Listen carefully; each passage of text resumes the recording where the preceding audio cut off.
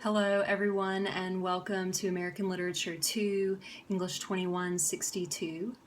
My name is Laura Dacus and I am thrilled to work with each of you over the next 5 weeks as we begin to read and respond to some important and influential works of American literature in the post-Civil War period. So we are looking at American literature occurring post-Civil War through the end of the 19th century and on into the middle of the 20th century. We will end the course with a play written and performed in 1949 by Arthur Miller, Death of a Salesman. Our course modules will explore a variety of writers and texts. We'll begin with the highly innovative verse of Walt Whitman and Emily Dickinson.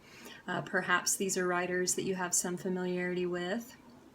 And then in our second week and module, we will look at some local colorist writers, Mark Twain, whom you have probably read some short stories perhaps by, and maybe a lesser known writer, Kate Chopin. These writers aim to capture the experience, language, customs of Americans in a particular region of the country, hence their other name or category that they're often put into, which is the regionalist writers.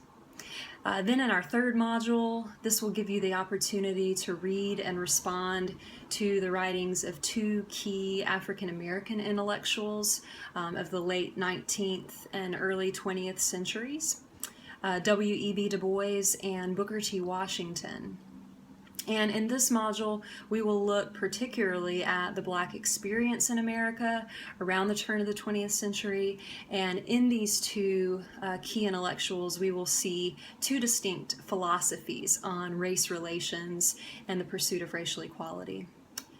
Our fourth module will focus on the modernist period in American literature, particularly through the lens of two key modernist writers whom I'm sure you have heard of, if not read works by, and that is Ernest Hemingway and F. Scott Fitzgerald.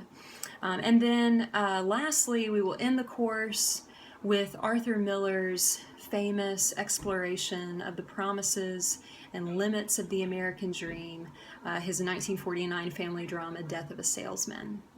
So overall, these works will offer many opportunities for you to inquire into the complexities of American identity as represented in some of the key literary works of this post-Civil War period. And we will consider how these various writers engage with this notion of the American dream and seek to make sense of the sometimes contradictory promises and realities associated with what it means to be American. I sincerely hope that you are going to enjoy the selections for this 5-week course. Please don't hesitate to email me if you have any questions. I will do my best to respond in a very timely manner. Take care and happy reading.